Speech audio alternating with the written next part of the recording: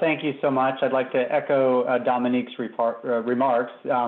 It's really, I'm just so pleased that the Tufts Friedman School of Nutrition Science and Policy, represented by our renowned Feinstein International Center, is able to co-host this event with our longtime partner, FAO, and welcome to all our UN partner agencies as well.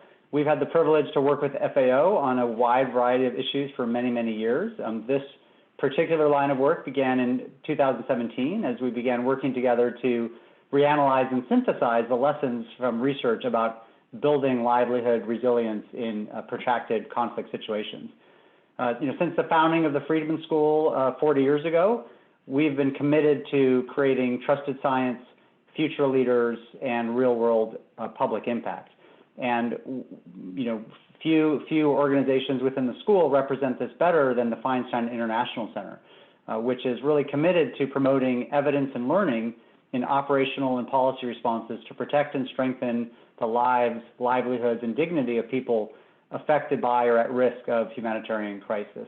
There's many examples of the ways that the Feinstein International Center has advanced these causes, including, for example, development of international systems to help the sector react more quickly and better address crises. Things like the Integrated Food Security Phase Classification System, SPHERE minimum standards on disaster response, livestock and emergency guidelines and standards.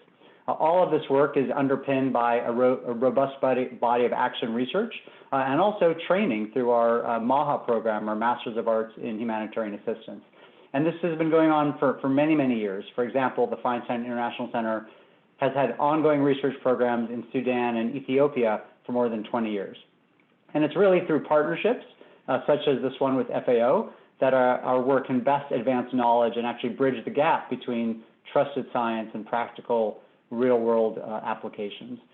In this particular case, the world has committed to elimination of malnutrition in all its forms. And I really like that phrase. I think it's very important, malnutrition in all its forms, not only childhood wasting, but also chronic undernutrition and also chronic non-communicable diseases that are diet-related, which are devastating the world.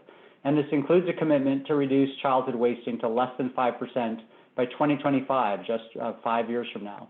But we're a long way off from achieving this globally, particularly in Africa's dry lands, where acute malnutrition is often 15% or higher still. And of course, this is so crucial for those children and the families and the nations.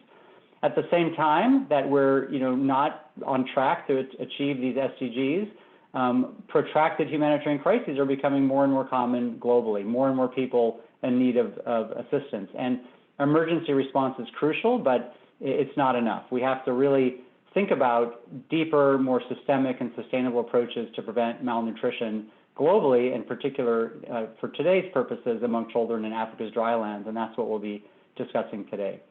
So I'm optimistic. I do think the world can achieve the SDGs of eliminating malnutrition. We're hopeful at Tufts to be contributing to the conversation for the upcoming UN Food Systems Summit relating not only to acute malnutrition, but also chronic undernutrition and diet-related NCDs.